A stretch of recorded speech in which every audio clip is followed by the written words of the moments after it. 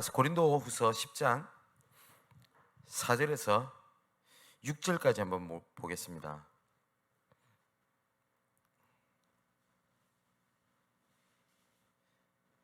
자, 고린도후서 10장 4절에서 6절까지 말씀 보니까 우리의 싸우는 무기는 육신에 속한 것이 아니요 오직 어떤 견고한 진도 무너뜨리는 하나님의 능력이라. 모든 이론을 무너뜨리며 하나님 아는 것을 대적하여 높아진 것을 다 무너뜨리고 모든 생각을 사로잡아 그리스도에게 복종하게 하니 너희의 복종이 온전하게 될 때에 모든 복종하지 않는 것을 버리려고 준비하는 중에 있노라. 아멘. 자, 우리가 지금 전도 캠프를 한 달 동안 우리 언약을 붙잡고 지금 진행을 하고 있는데, 가장 첫 번째 우리가 뭘 해야 되겠냐 할 때,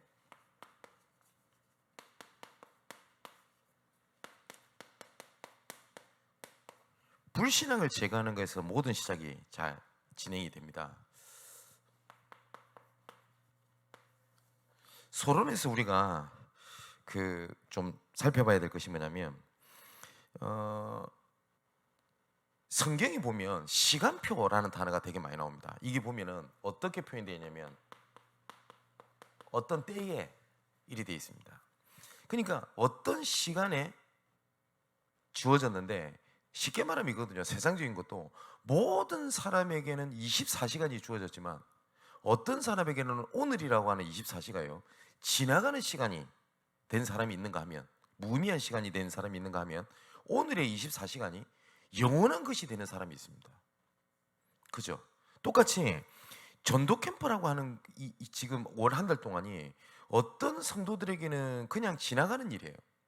그리고 어떤 사람에게는 그냥 별 의미 없이 그냥 갈 수도 있습니다. 근데 어떤 사람에게는 영원한 응답이 될 수도 있습니다. 그러면 거기에 중요한 키가 뭐냐라고 할 때 하나님께서 이 때마다 주시는 게 뭐냐면, 하나님께서는 말씀을 주십니다. 그럼 확실합니다.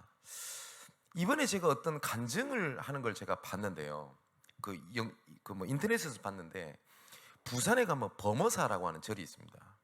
근데 이 범어사에 초등학교를 졸업을 하고 그냥 바로 속세를 떠나 그 절로 들어가서 유명한 스님이 된 분이 계십니다. 근데 이 사람은 부산대학이라든지 이런 대학에서 불교를 강연을 하고 이런 사람이었어요. 그러니까 이름이 있는 그 법사입니다. 근데 절에 이렇게 있는데, 그 절에 이렇게 구경 오는 사람이 있을 거 아닙니까? 부산의 범어사면 큰 절입니다. 그러니까 관광지기도 하거든요. 어떤 여대생이 관광을 이렇게 하러 와가지고 슥 지나가면서 했던 얘기를 이 스님이 들었답니다. 어떤 얘기를 들었냐면, 나는 원래부터 나도 절에 다녔었는데 부산 시내에 어떤 교회를 갔는데 거기서 내가 예수를 믿게 됐다. 근데 말씀을 들으면서 불교는 허무주의고 죽음에 대한 답이 없고 생명에 대한 답이 없으며 죄에 대한 답이 없다. 그렇기 때문에 정확하게 이루는 것이 없기 때문에 불교는 종교가 아니라 허무주의 사상일 뿐이다 라고 얘기를 들었다. 그런데 내가 예수 믿고 다니 너무나 행복하다 라고 하면서 싹 지나간 얘기를 들은 거예요. 그러니 이 법사가 평소에도 그런 얘기를 들었을 건데 그 말이 되게 충격으로 들리더랍니다. 내가 믿고 있는 것이 틀린 건가? 그래서 이분이 이 부분에 반박을 하고 싶더래요. 왜냐하면 이 사람은 대학이라든지 유명한 대학의 지식인들 상대로 불교의 교리를 가르치는 사람이기 때문에, 그래서 자기 위에 있는 주지승이겠죠. 허락을 받고 조그마한 암자에 들어가가지고 그냥 생명이 필요한 조그마한 음식과 물만 먹고 성경을 읽기 시작했다고 합니다. 이분이 한 번 읽고 두 번 읽고 세 번 읽고. 근데 이제 불교 이제 여러 단체에서 이 스님의 글을 기대를 하고 있었던 거예요. 왜냐하면 기독교에 대한 비판에 대한 글을 기대를 했거든요. 이 사람도 그렇게 하기 위해서 성경을 읽기 시작을 했고요. 70번을 읽었답니다. 그랬더니 자기가 생각할 때 어떤 생각이 들었냐면, 내가 지금까지 진리라고 생각했던 것이 헛것이구나 라는 생각이 들더랍니다. 그러다가 다시 정신 차렸대요. 아니지, 내가 이러려고 내가 성경을 읽은 거 아닌데 또 글을 정리하는데 또 내가 그렇게 글을 쓰고 있더래요. 그러면서 결국은 이분이 신학교를 가게 됩니다. 그 간증하는 걸 제가 봤어요. 그러면서 참 감사하다라고 생각이 들면서 한편으로는 씁쓸한 생각이 들었어요. 이 사람도 하나님의 말씀을 믿으려고 읽은 것도 아니고요, 반박하려고 읽었어요. 그죠? 그런데 하나님의 말씀이 살았고 운동력이 있어 좌우의 날서 어떤 것보다 이래하여 혼과 영과 간절과 고수를 찔러 쪼기까지 하며 마음과 생각과 뜻을 감찰하나니, 이게 하나님의 능력이거든요. 오늘 본문에도 보니까 뭐라고 되어 있냐, 오직 어떤 견고한 진도 무너뜨리는 하나님의 능력이라, 또 모든 이론을 무너뜨리며 하나님을 아는 것을 대적하여 높아진 것을 다 무너뜨리고 모든 생각을 사로잡아 그리스도에게 복종하게 하신다. 이게 그리스도의 능력이, 말씀의 능력이거든요. 그죠? 그렇다면 아마 지금 말씀 듣는 분 중에, 혹은 다시 보기로 듣는 중에 나는 안 된다, 어찌할지 모르겠다, 혹은 내가 무엇을 하고는 있지만 이것이 답인 줄도 모르고 이러고 있다, 이런 분 계실 겁니다. 그런데 하나님께서는 이번 캠프 때 중요한 것을 두고 뭐부터 말씀을 하시냐, 불신앙부터 제거해라 라고 말씀을 하십니다. 자, 하나님께서는 말씀을 어떻게 하셨는지를 성경을 한번 보겠습니다. 창세기 12장 1절에서 3절을 보니까 하나님께서 아브라함에게 하신 말씀입니다. 뭐라고 말씀하셨냐, 내 본토 친척 아비 집을 떠나라 라고 말씀을 하셨어요. 이것을 아브라함이 정확하게 알아들었던 것도 아닙니다. 어쩌면 내 현실과 내 상황과 하나님 말씀이 부딪히는 겁니다. 그죠? 제가 몇 번 말씀드렸죠. 이때 조카 롯을 데리고 있는데 이 조카 롯이 자기 형의 아들입니다. 고아가 됐어요. 그럼 당연히 조카를 챙기는 게 인륜적으로도 맞지 않습니까? 근데 그 집을 떠나서 하나님께서 지시한 곳에 가라라고 되어 있습니다. 근데 아브라함이 확실하게 붙잡았다, 완전하게 붙잡았다고 성경이 되어 있지 않습니다. 단지 뭐라고 되어 있냐, 4절에 이렇게 기록되어 있습니다. 이에 아브라함이 여호와의 말씀을 따라갔고 라고 되어 있어요. 확실하게 믿었다, 깨달았다 라고 되어 있지 않습니다. 그냥 말씀 따라 간 겁니다. 알고 간 것도 아닙니다. 그죠? 자, 또 창세기 28장 10절에서 22절의 말씀을 보니까 이거 잘 아는 거 보십니다. 베델에서 하나님께서 함께 하신다는 것을 봤던 야곱입니다. 그죠? 야곱이 뭘 봤냐, 하나님께서 어디를 가야 되는 것이 아니라 나와 지금 나와 함께 계시는구나. 그래서 거기서 하나님 앞에 서원을 합니다. 그리고 내가 여기를 다시 들어와서 내가 교회를 세우겠고 하나님께 예물을 드리겠습니다. 왜요? 야곱은 단지 말씀을 붙잡았어요. 그런데 창세기 31장 13절에 하나님께서 야곱에게 이렇게 말씀하십니다. 나는 베델의 하나님이라. 이렇게 말씀을 하세요. 아니, 베델에만 계십니까? 하나님이 어디든지 계시죠. 그런데 아브라함이 베델이라고 하는 말씀을 붙잡았을 때 하나님께서 이 말씀을 그대로 인용해서 야곱에게 하신 말씀입니다. 나는 베델의 하나님이다. 무슨 말이죠? 네가 그때 약속을 붙잡았던 그때의 그 하나님이다, 이렇게 말씀을 하셨어요. 자, 뿐만 아닙니다. 출애굽을 했을 때 민수기 14장 1절에 10절에 보니까 똑같은 현장을 사람들이 봐요. 가데스 바네에서 정탐꾼을 보냅니다. 12 정탐꾼을 보내요. 그런데 갈렙이 봤던 현장이랑 다른 10명이 봤던 현장이랑 너무 다르게 봐요. 자, 보세요. 여기에 어떤 것을 보니 눈이 이렇게 중요한 겁니다. 이 사람들은 어떤 눈을 봤냐? 사실을 봤어요. 어떤 사실을 봤냐? 이스라엘 민족은 전투 민족이 아닙니다. 근데 가나안 땅을 갔더니 전투 민족이에요. 좋은 땅은 맞는데 사실상 현실 사실에 의하면 이 땅을 차지하기가 불가능한 겁니다. 그죠? 그때 했던 얘기입니다. 이것 때문에 불신앙하고 난리가 났는데 민수기 14장 17절에 뭐라고 되어 있냐? 이제 구하옵나니 이미 말씀하신 대로 주의 큰 권능을 나타내시옵소서. 여기 기준 딱 하나였습니다. 말씀하신 대로였어요. 그러면 내 지금 처한 상황이라든지 이럴 때 내 눈이냐 아니면 말씀하신 대로냐는 겁니다. 지금 전 곳곳에 하나님께서 나를 향한 황금어장, 구원받기로 작정된 자, 하나님의 축복 이렇게 말씀을 주시는데 이 말씀과 내 현실이 부딪히는 거예요. 그때 거의 대부분이 현실과 상황이 더 크게 보이지 하나님이 말씀하신 대로 붙잡는 사람들이 없는 겁니다. 근데 희한하죠. 말씀을 붙잡은 자를 통하여 하나님께서는 그 계획을 드러내셨습니다.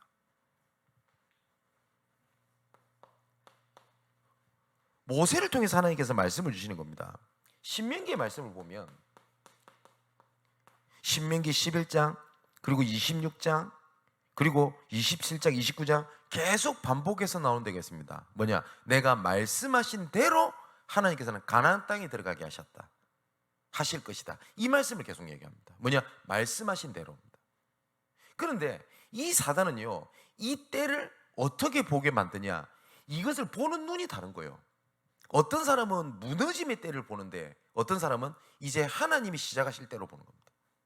똑같은 상황인데 어떠한 것에 이 불신앙에 사로잡혀 있으니까요, 하나님의 때가 문제의 때로 보이거든요. 자, 또 한번 봅시다. 다윗입니다. 사무엘하 7장입니다. 특히 전체를 봐야 되겠지만 25절을 보니까 다윗이 왕권을 쥐었을 때 가장 먼저 뭘 해야 되죠? 왕권 강화를 해야 됩니다. 이때 당시에는 사울왕과의 전투 그리고 여러 각국 있는 전투 때문에 왕권이 강할 때가 아닙니다. 왕권이 강해야지 뭘 할 수 있잖아요. 그죠? 그래, 내가 이걸 해야 되는 건 맞는데 지금은 아닌 것 같아. 근데 다윗은 왕권이 되자 말자 했던 고백입니다. 여호와 하나님이여, 이제 주의 종과 종의 집에 대하여 말씀하신 것을 영원히 세우셨사오며 말씀하신 대로 행하사 성전을 짓기로 결단을 합니다. 자, 제가 이 말씀을 묵상하면서 이런 생각이 들었어요. 하나님께서 내가 언약한 대로 하나님께서 말씀을 그 증거를 주셨습니다. 근데 아직 현실과 내 상황이 그걸 할 수 있는 내 상황이 아니에요. 내 눈에. 그러다 보니까 아직은 아니야, 아직은 아니야, 아직은 아니야. 하나님께서는 지금 뭐라고 말씀하시는데 나는 스스로 아직은 아니야 라고 얘기를 합니다. 하나님께서는 바로 뭐라고 말씀하시냐? 일어나라, 지금 빛을 발하라 라고 얘기를 하는데 스스로 말하냐? 나는 아직 때가 아닙니다. 내가 아직 때가 이르지 않았습니다. 그죠? 왜냐? 말씀이 아니라 내 현실 상황이 보이는 겁니다. 근데 그것이 불신앙인 줄도 모르고 딱 갖고 있는 거예요. 그것도 되게 많습니다. 자, 초대교회도 마찬가지입니다. 사도행전 1장 4절을 보니까 예수께서 말씀하셨습니다. 아버지께서 약속하신 것을 기다리라. 다른 걸 기다리라고 안 했습니다. 약속하신 것을 기다리라. 바울은 로마서 1장 2절에 하나님의 복음을 얘기하면서 이 복음은 하나님이 선지자들을 통하여 그의 아들에 관하여 성경에 이미 약속하신 것이다. 그래서 로마서 4장 21절에도 뭐라고 말씀하시냐? 약속하신 그것을 또한 능히 이루실 줄을 확신하였으니. 여기 계속 나오는 게 있습니다. 약속. 이걸 다른 말로 뭐예요? 언약. 이 언약을 뭘 통해 주시냐? 말씀. 같은 말입니다. 그러니까 내가 이번 주일날 말씀을 듣는데 어떤 사람에게는 그냥 교회 다니니까 그냥 와서 앉아있고 듣고 지나가는 걸 수 있는 사람이, 어떤 사람에게는 그 말씀이 하나님의 능력이 되어 영원한 것이 될 수도 있습니다.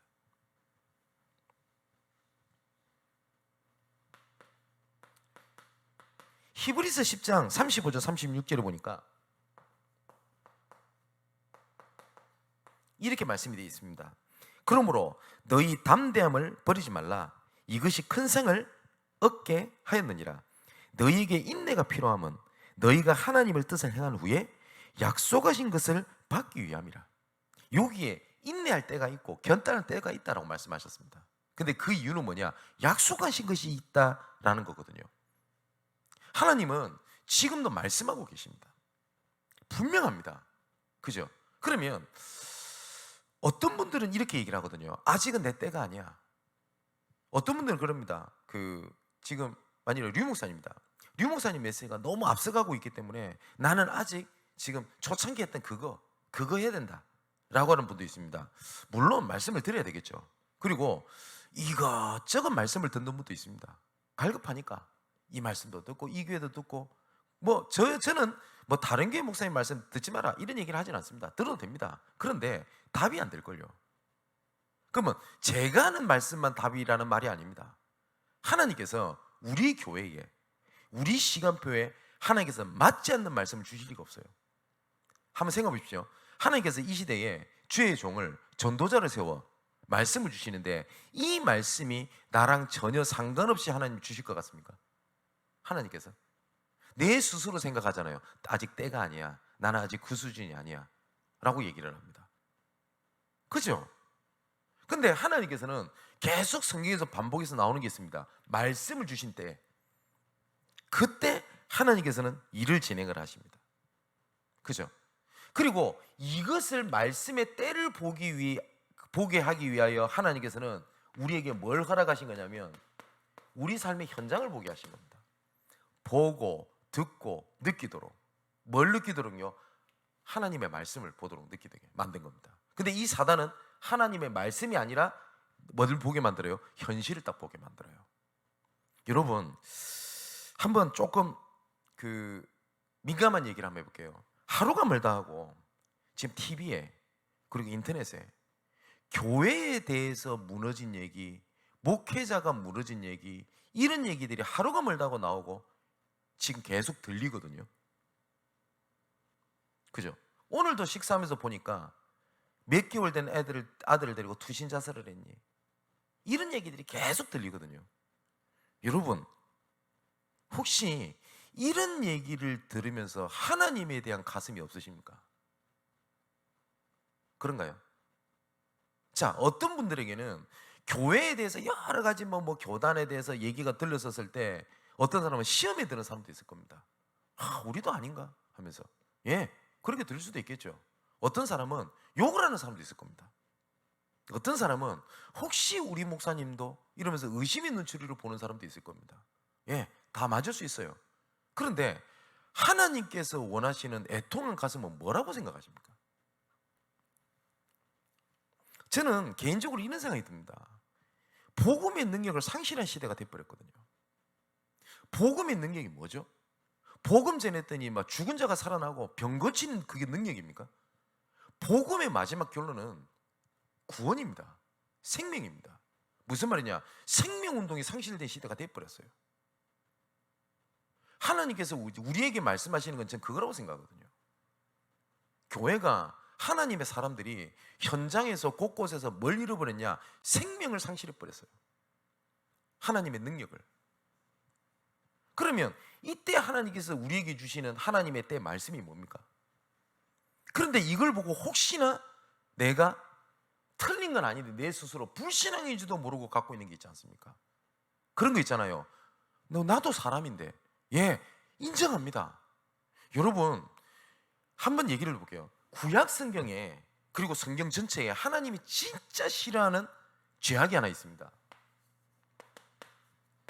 그게 우상입니다.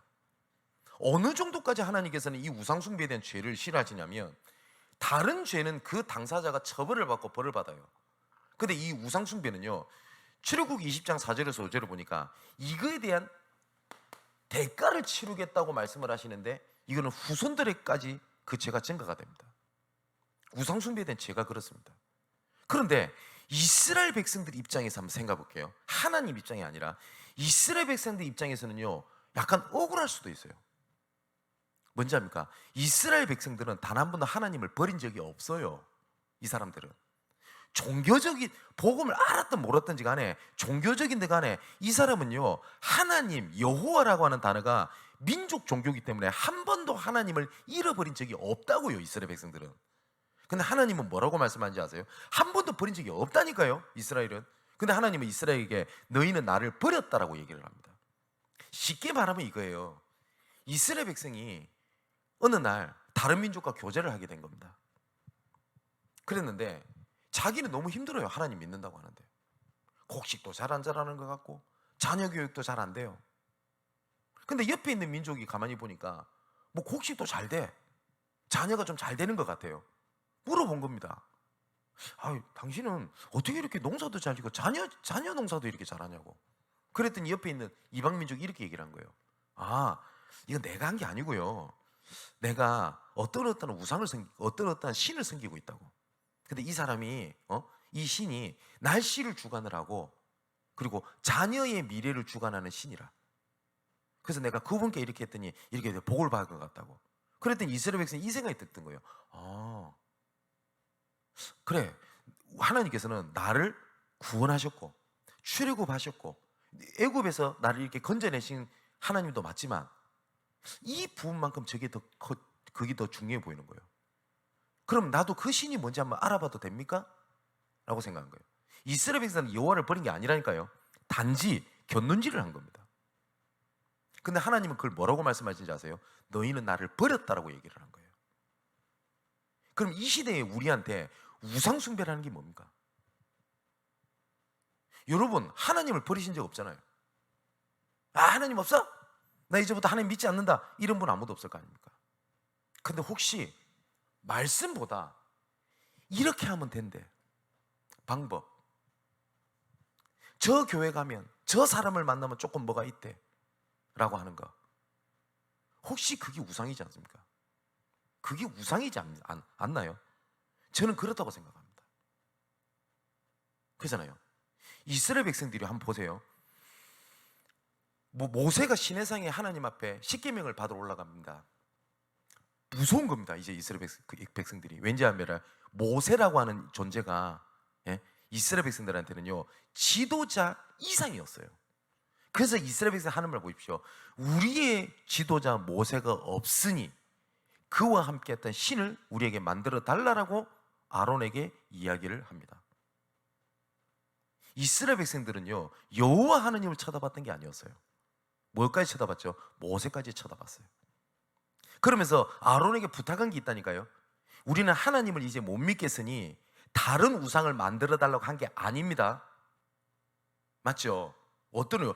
우리를 이끌어낸 신을 만들어 달라라고 얘기를 한 거예요. 자기 나름대로 하나님이에요. 하나님은 그걸 뭐라고 봤다고? 너희는 나를 버렸다라고 얘기를 했다니까요. 자, 우리에게 하시고자 하는 말씀이 뭘까요? 혹시 우리가 이렇게 하고 있지 않습니까? 하나님께서는 그걸 뭐라고 말씀하는지 아세요? 나를 버렸다라고 얘기를 하셨다니까요. 우리는 하나님을 버린 적이 없잖아요. 이스라엘도 하나님을 버린 적이 없다니까요. 사마리아도 아수르에게 멸망당해 북이스라엘도 사마리아 지역을 수도를 삼아가지고요 우상숭배를 했다고 기록되어 있는데, 사마리아 있던 사람들은 우상숭배 했던 게 아니에요. 자기 나름대로 하나님을 찾은 거예요. 하나님을. 우리도 그러고 있지 않습니까? 그죠?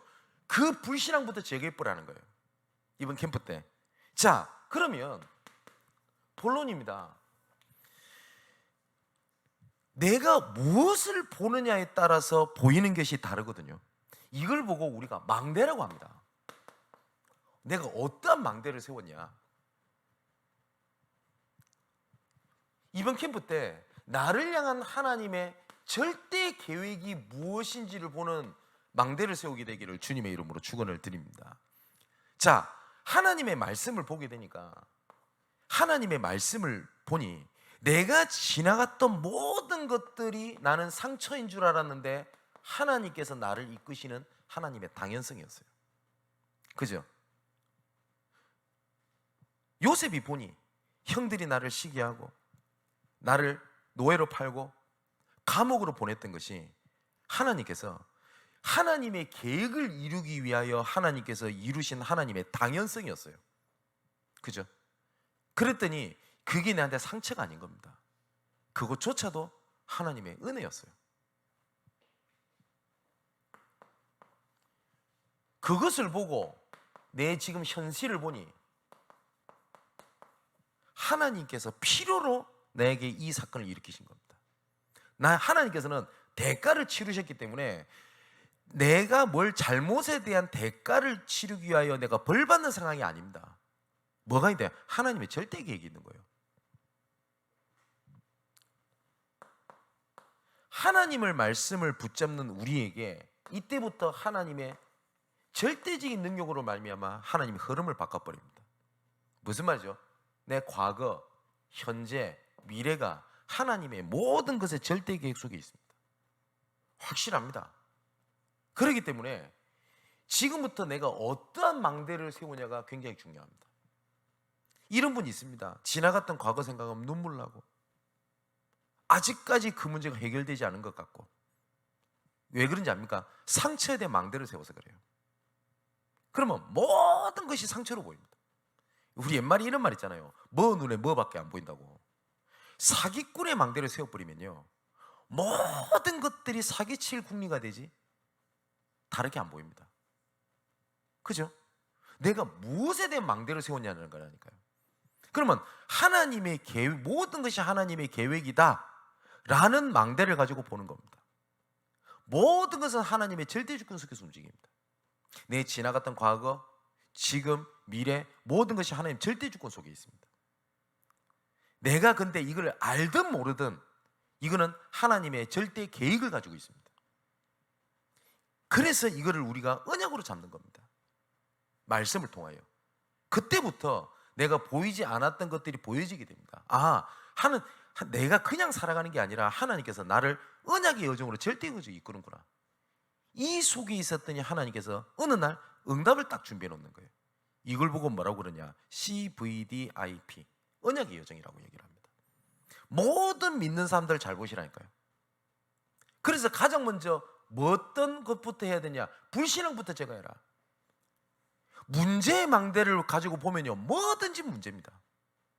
그죠? 만일에 우리 교회 중직자가, 우리 양문교회 중직자, 우리 장로님들이 교회는 이게 문제고 저 사람은 저게 문제고 저게 부족하고 하면 전부 다 문제입니다. 보시라니까요. 근데 틀린 게 아닙니다. 근데 미안하지만 불신앙의 망대로 세워서 그래요. 그런데 하나님의 계획의 망대로 보게 되니 이렇게 부족한 나를, 저렇게 연약한 자를 도울 수 있도록, 저렇게 절대 안 된다고 하는 저 사람을 하나님으로 세워가시는 걸 본 거에 대한 전부 다 응답이고 감사합니다. 그죠? 그래서 어떤 사람은 그럽니다. 교회를 보는 눈이 다 달라요. 그죠? 어떤 것 같습니까? 여러분, 내가 무엇에 대한 망대를 세우냐가 그렇게 중요한 겁니다. 또 보십시오. 두 번째입니다. 하나님께서 우리에게 말씀하셨습니다. 하나님의 나라. 마태복음 12장에 이렇게 말씀하셨습니다. 이미 예수 그리스도 이름으로 말미암아 흑암이 무너진 것이면 이미 하나님의 나라가 이루어졌느니라. 우리는 하나님의 나라를 자꾸 뭘 이루려고 하는데 예수님께서 뭐라고 말씀하셨냐면 하나님의 나라가 이루어졌다라고 말씀하셨습니다. 아니 목사님, 하나님의 나라가 이루어졌다고 하는데 나는 우리 가정에, 내 업에 문제가 많은데요. 그래서 말씀드린 겁니다. 보는 눈이 없어서 그래요. 근데 그렇다면 말씀이 틀린 거 아니면 내 눈이 틀린 겁니다. 그죠? 자, 그래서 예수님께서 하나님의 나라를 마태복음 13장에 말씀을 하셨습니다. 그러면서 이렇게 비유로 얘기하는 이유는 알아듣는 사람 알아듣고 알아듣지 못한 사람 알아듣지 못하도록 하겠다. 감춰져 있다. 이렇게 말씀하셨습니다. 씨 뿌리는 비유입니다. 근데 이렇게 생각하시는 분이 계실 겁니다. 목사님, 저는 복음을 전해도 영접도 안 합니다. 혹은 목사님, 저는 복음을 전했는데 영접은 하는데 더 이상 교회와라든지 이런 응답이 없습니다. 여러 가지가 이유가 있겠습니다만 하나님께서 이미 답을 주셨어요. 씨를 뿌렸는데 어떤 데는 길가에, 어떨 때는 가시덤불에, 어떨 때는 돌밭에, 어떨 때는 옥토밭에 떨어진 겁니다. 예수님이 직접 설명하셨습니다. 길가에 떨어진 씨앗은 새가 와서 쪼아 먹었다고 되어 있어요. 그죠? 그러면 복음을 받지 않을 씨입니다. 그러면 그걸로 끝내버리면 돼요. 또 돌밭에 뿌려진 씨앗은 뭐예요? 습기가 없어 말라 죽었고 뿌리를 내리지 못해서. 그리고 가시덤불에 떨어진 씨앗은 뿌리를 더 이상 내리지 못해도 죽었다고 되어 있어요. 그런데 옥토밭에 떨어진 씨는 30배, 60배, 100배의 계시를 맺느니라. 그럼 농부가 길바닥에 일부러 뿌린 겁니까? 아니죠. 뿌리다 보니 뿌려진 거죠. 그럼 우리가 복음을 전할 때 이 사람이 어떠한 밭인지는 모릅니다. 뿌리는 겁니다. 그죠? 그런데 옥토밭이라고 하는 것이 굉장히 좁아 보이지만 그에 대한 열매는 굉장히 크거든요. 나는 10년 동안 복음을 전했는데 나는 아무것도 이루어진 게 없습니다. 아닙니다. 그래서 하나님께서는 하나님의 나라를 뭐라고 말씀하시냐? 옥토밭에 뿌려진 씨. 두 번째를 말씀하셨습니다. 좋은 씨를 옥토밭에 뿌려졌는데 뭐까지 같이 자라냐? 땅이 워낙 좋다 보니까 가라지까지 같이 자라요. 가라지까지. 여러분, 저는 촌에서 자랐고 했기 때문에 조금 알거든요. 어떤 농약을 뿌리고 비료를 주잖아요. 그러면 좋은 곡식도 자라지만 잡초도 같이 자랍니다. 근데 예수님께서 뭐라고 말씀하시냐? 이 가라지 놔둬라. 왜냐? 이 가라지를 뽑다가 올바른 곡식까지도 뽑을까 염려된다. 놔둬라. 이거 문제 아니다라고 얘기를 했어요. 자, 그러면 우리가 하나님의 나라 일을 할 때 어쩝니까? 가라지도 같이 일어난다는 겁니다. 근데 우리는 자꾸 왜 하나님 일을 하는데 왜 가라지가 일어나지? 염려하지 마라. 신경 쓰지도 마라. 그리고 가라지를 뽑으려고도 하지 마라 라고 말씀하십니다. 그죠? 우리 교회가 복음 운동을 하는데 가라지 같은 일들이 계속 일어날 수 있습니다. 누가 뭐라고 했다는 둥, 여러 가지 있다는 둥. 그러면 자칫 잘못하면 우리 교육자, 중직자들이 가라지 뽑는데 신경 다 써가지고 결국은 어떻게 됩니까? 이 좋은 곡식까지도 같이 뽑아버려요. 그럴 이유가 없다라는 겁니다. 그죠? 어떤 사람은 이럽니다. 이걸 보는 눈이 없다 보니까 어떻게 복음 가지고 있다는데 나한테 이런 일이 생깁니까? 어떻게 내가 복음 가지고 있는 교회가 이런 문제가 생길 수 있습니까? 그럴 수 있어요. 그런데 열매는 그렇지 않습니다. 또 예수님께서 겨자씨에 대한 예를 드셨습니다. 이 겨자씨가 굉장히 작습니다. 근데 예수님께서 이 말씀을 군데군데 하시면서 너희가 만일 겨자씨만한 믿음이 있을지라도 어떻게 한다고? 산으로 옮기게 될 것이다. 이렇게 말씀하셨어요. 너희의 작은 믿음이 작은 게 아니다. 그겁니다.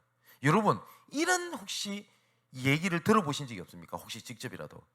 나는 별거 한 것도 아니고 의미를 가지고 한 게 아닌데 여기에 대한 열매가 나타난 거예요. 그래 와가지고 어떤 분이 칭찬하는 겁니다. 복음을 위해서. 그러면 되게 당황스럽죠. 난 별거 한 거 아닌데. 그죠? 그게 겨자씨예요. 작은 일 같지만 작은 게 아닙니다.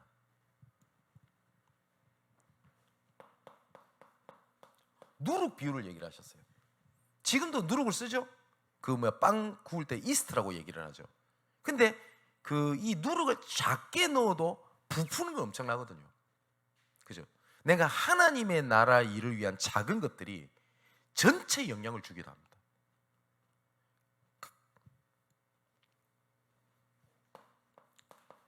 보아밭의 비유입니다. 모든 사람들은 뭘 봐냐? 밭을 봐요, 그냥.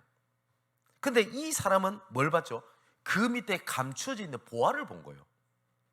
그죠? 그렇기 때문에 그때 밭을 일구는 사람은 대충 합니다. 왜냐? 소작농이니까. 열심히 하든 대충 하든 뭐죠? 내가 벌어들이는 돈은 똑같아요. 그 사람들 입장에서는 열심히 밭을 일군다? 바보라. 그렇지 않습니까? 근데 보아밭을 봤어요. 이 사람이 생명을 거는 겁니다. 주인을 찾아가서 2배로 파세요. 3배로 파세요. 10배라도 내가 사겠습니다. 이렇게 나오는 거예요. 근데 이걸 본 사람은요, 그만한 가치가 있어요. 근데 이걸 못 본 사람은 뭐죠? 바보, 멍청이, 수수방통이, 별 욕을 다 할 겁니다. 설명 안 해도 알겠죠? 값비싼 진주에 대한 그 다음에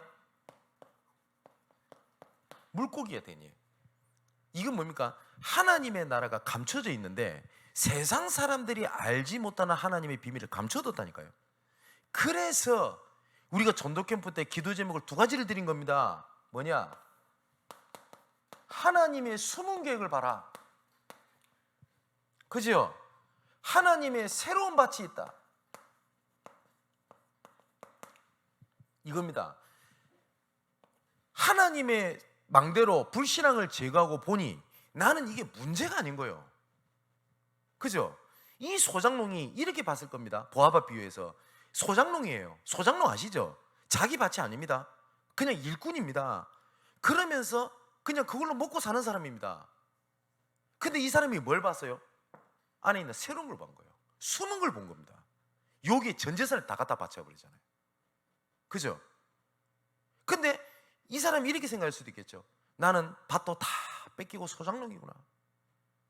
나는 진짜 현실이 이렇구나. 근데 이 사람은 딴 걸 봤어요.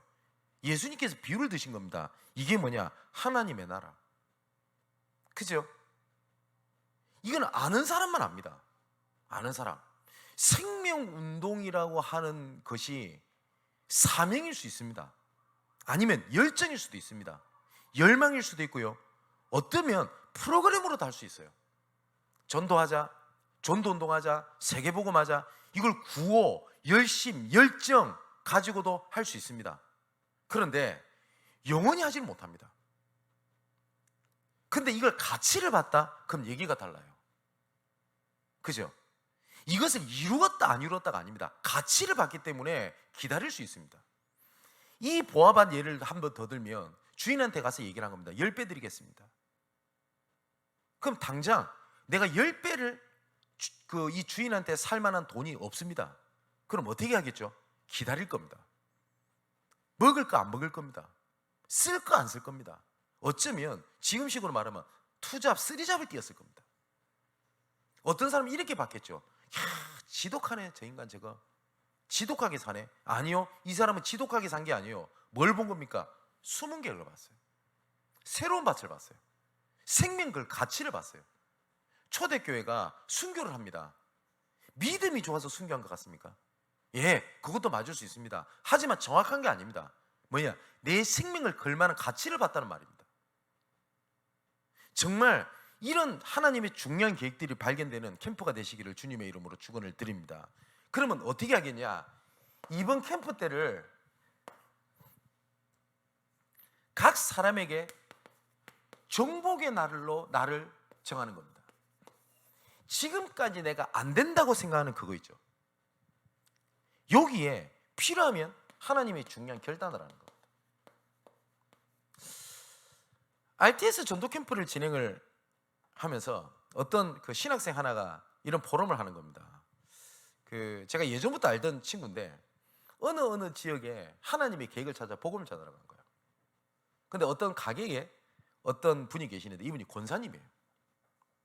근데 이 권사님한테 혹시 이분을 통하여 이 지역에 복음을 전하지 있지 않겠나라고 말씀을 붙잡고 이분한테 말을 건 겁니다. 그랬더니 이분이 퉁명스럽게 이렇게 얘기하더래요. 내 나름대로 신앙생활 잘하고 있으니까 나한테 이런 얘기 할 필요 없고, 그래 할 필요 없고, 내가 30년 동안 여기 살면서 여기 사람들한테 복음 전해봤는데 안 되더라. 근데 네가 와서 되겠냐 이 말이에요. 그래서 제가 그 친구한테 뭐라고 미션을 줬냐면, 이분을 다시 만나려고 하니까, 그러면 이분 입장에서 절대 이 사람은 예수 믿지 않을 거야 라고 생각하는 사람, 탑 5를 결정해서 그 사람만 돌아라 그랬어요. 만일에 하나님의 시간표다, 그 지역에 지속할 권사님이 맞다면 하나님 눈을 열게 하실 거거든요. 맞죠? 저 사람은 절대 안 돼. 그렇습니까? 아니라니까요. 조금만 믿음의 결단해버리면 돼요. 어떤 결단을 하는 거냐? 오직의 결단입니다. 이 오직이라는 말 안에는 모든 것이 있거든요. 이것에 대한 결단입니다. 그리스도 안에 모든 지혜와 지식보가 다 감춰져 있느니라. 그렇다면 나는 아무것도 못하기 때문에, 할 수 있는 것이 없고 해답이 없기 때문에 나는 오직 이것만 붙잡겠다. 그러면 하나님께서 유일성을 주십니다. 여기에 대한 결단을 하는 거예요. 아까 소련의 말씀 안 들었습니까? 기독교를 비판하려고 말씀 읽었던 스님보다 우리가 못합니까? 참 감사하면서 마음이 씁쓸했어요. 기독교를 비판하려고 읽는 자에게도 하나님이 말씀의 능력이 되는데 자녀된 우리에게는 어떻습니까? 그잖아요. 유일성에 대한 결단입니다. 그리고 하나님의 시간표가 반드시 옵니다. 재창조에 대한 결단입니다. 그래서 이번 캠프 때 뭐라는 거냐, 내가 진짜 안 된다, 묶였다, 진짜 그런 부분에 대한 결단을 딱 하는 겁니다. 이 부분을 놓고요.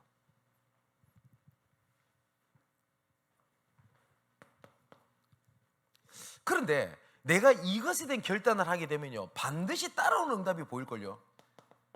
전체가 살아버립니다. 나는 얽매여 있던 이 부분을 찾았더니, 오직을 찾았더니 전체가 다 살아버립니다. 예를 들어 볼까요? 노예 시대 때 노예에서 빠져나오는 하나님의 유일한 한기를 주셨습니다. 뭘 주셨죠? 유월절 어리장 피 바르며 산다. 그 하나 했는데 전체가 다 살아버립니다. 포로 시대 때 성전 회복, 이거 붙잡은 몇 소수 사람들이 잡았는데 전체가 살아버렸어요. 속국 시대 때 소수가 모였습니다. 사도행전 1장 12절 14절 약 120명이 모인 겁니다. 그런데 전체가 살아버립니다. 아마 이번 캠프 때 모든 전 성도가 함께 가도록 기도하되 어쩌면 소수가 움직일 수도 있습니다. 근데 어떻게 전체를 살리겠냐? 바로 이 시간에 말씀을 붙잡고 있는 나 자신, 그게 정복의 날입니다. 그래서 절대 불가능하다고 하는 곳에 뭘 하는 거냐? 하나님의 때를 딱 놓고 기도하는 겁니다. 이걸 보고 뭐라고 그러냐면, 결론적으로 말씀드리겠습니다. 계속 말씀드렸듯이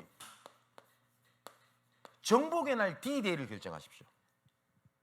내가 만일에 내 자녀를 향한, 그죠? 아니면 내 가정을 향한, 내 지역을 향한 때가 있을 겁니다. 그러면 5월 안에 꼭 해야 되냐? 그런 건 아닙니다. 하지만 이번 5월 한 달 동안에 하나님의 언약이 선포되고 있기 때문에 이때 D-Day를 정하는 겁니다. 혹시나 불신앙을 먼저 제거했다고 했기 때문에 너무나 시급하고 필요한데 절대 안 된다고 한 생각은 그거 가보라니까요. 절대로 안 된다고 생각하는 그거 D-Day를 결정하는 겁니다. 정복의 날을 선포를 하는 겁니다. 그럼 어떻게 되냐? 흑암은 흔들리기 시작할 겁니다. D-Day가 되는 그날 흑암은 무너지게 될 겁니다. 필요하다면 교역자를 초청하십시오. 우리 목사님 바빠서 안 바쁩니다. 복음 전하는 일은 저 새벽에도 갑니다. 혹시 목사님 좀 놉시다 이런 거는 좀 시간이 안 될 수도 있어요. 시간을 맞춰야 되겠죠. 설거지 좀 도와주십시오. 이건 시간 진짜 없습니다. 근데 복음 전해야 되겠다. 저 새벽에도 시간 냅니다. 그 D-Day를 정하십시오. 그래 놓고 뭘 하는 거냐? 본격적으로 기도하는 겁니다. 필요하다면 기도 제목을 주변 사람과 공유를 하십시오. 기도하다 보면 여기에 따른 하나님이 또 말씀을 주실 겁니다. 그래서 특히 이번 캠프 때 한 달 동안에 말씀을 절대 놓치지 마십시오. 기도문 하나조차도. 그리고 D-Day를 결정했으니까 그날 뭘 하는 거냐? 뜻을 정하는 겁니다. 그때부터 흑암은 흔들리게 됩니다.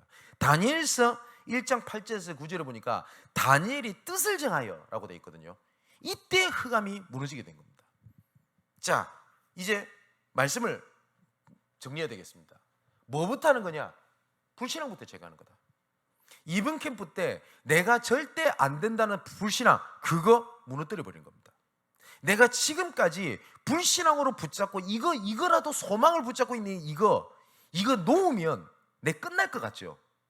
오늘 본문에 하나님께서 이렇게 말씀하셨습니다. 너희의 복종이 온전하게 될 때에 모든 복종하지 않은 것을 버리려고 준비 중에 있노라.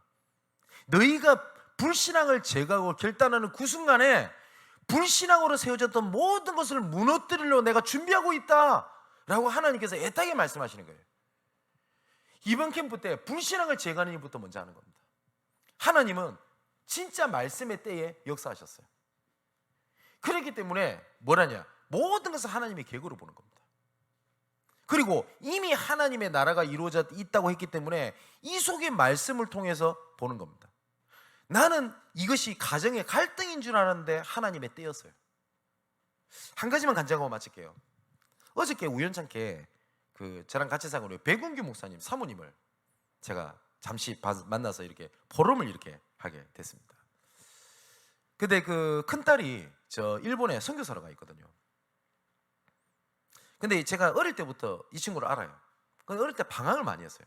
여자인데 뭐 가출, 특히 도백이 되게 심했어요. 그러니까 그냥 심하다 정도가 아니라 파출소를 그렇게 들락날락 거렸답니다. 그 사모님 마음이 어땠을까요? 그러면서 사모님 이런 말씀을 하세요. 목사님, 제가 어떻게 들리실지 모르겠지만 저는 솔직히 우리 딸이 사람 될 거라 생각을 안 했습니다 라고 생각을 했대요. 그래서 내가 웃었어요. 그러면서 사모님이 무슨 포럼을 하냐면, 예배를 마치고 집에 딱 왔는데 아니나 다를까 또 딸이 없더래요. 나가지 말라 했는데. 그리고 또 연락이 왔답니다. 파출소에서. 그럼 평상시 같으면 한숨 푹 쉬고 걱정하고 이래야 될 거 아닙니까? 그죠? 사모님이 그랬대요. 내 마음속에 그렇게 억울하더래요. 그 순간. 나는 하나님의 자녀인데, 쟤는 렘넌트인데, 쟤는 전도자의 딸인데 왜 이렇게 내가 쏟고 있어야 되지? 내가 쏟고 있다는 것에 대한 애통한 마음을 한 번도 가져본 적이 없었대요. 근데 그렇게 억울하더래요. 사단, 이가 갈릴 듯이 억울하더래요. 사단 앞에. 나는 하나님의 자녀인데, 나는 전도자인데, 쟤는 렘넌트인데 내가 왜 이렇게 내가 있어야 되지? 이가 갈리더래요.